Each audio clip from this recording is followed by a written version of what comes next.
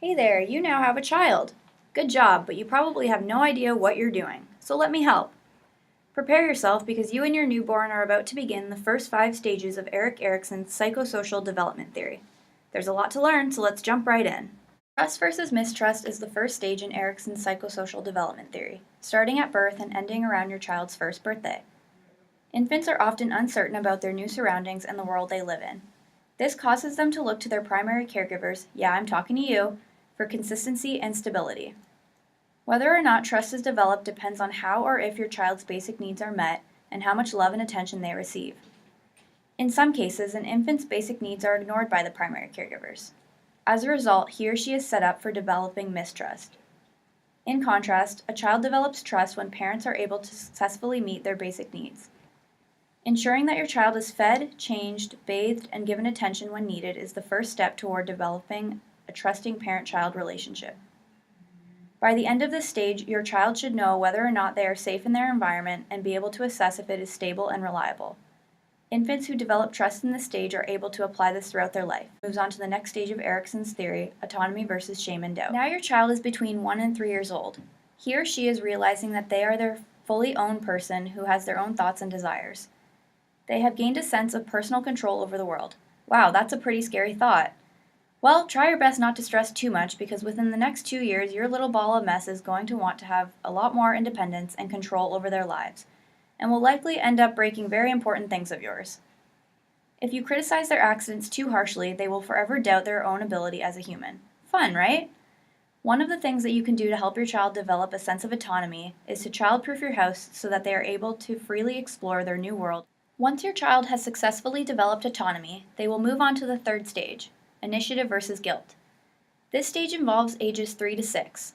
These are some of the fastest growing stages in your child's life. The largest obstacle they must overcome is their ability to play with others at school and understand their part in play. Here they should be in the cooperative stage of play, which means they are able to play along with other children. If your child has been put down with control or criticisms too much, they will develop a sense of guilt. This sense of guilt will typically put your child back, losing their self-confidence. If your child develops too much guilt, it will slow down their ability to interact. You need to be able to learn and accept that some things aren't allowed or will result in punishment without developing a large amount of guilt.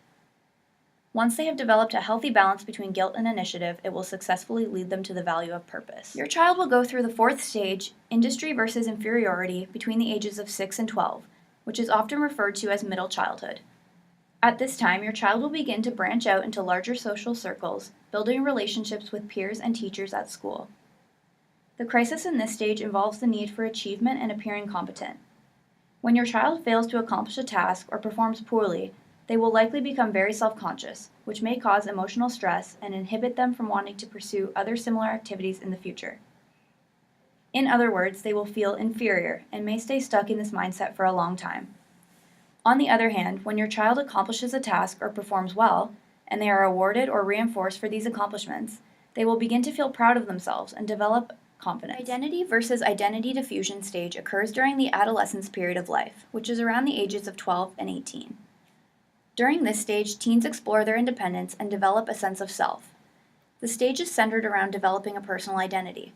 As teenagers transfer from childhood to adulthood, they may start to feel confused, insecure, or lost about their identity and how they fit into society. A major question that teenagers think in this stage is, who am I? As teenagers try to gain a sense of self, they might experiment with different roles, activities, and behaviors. Erkison says that this is important to the process of forming a strong identity and sense of direction. Teenagers' behavior often seems unpredictable and impetuous, but this is a part of finding themselves.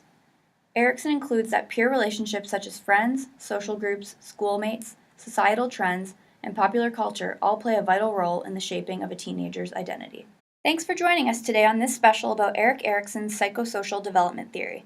We hope you were paying attention because now you're on your own for the next 18 years. Good luck!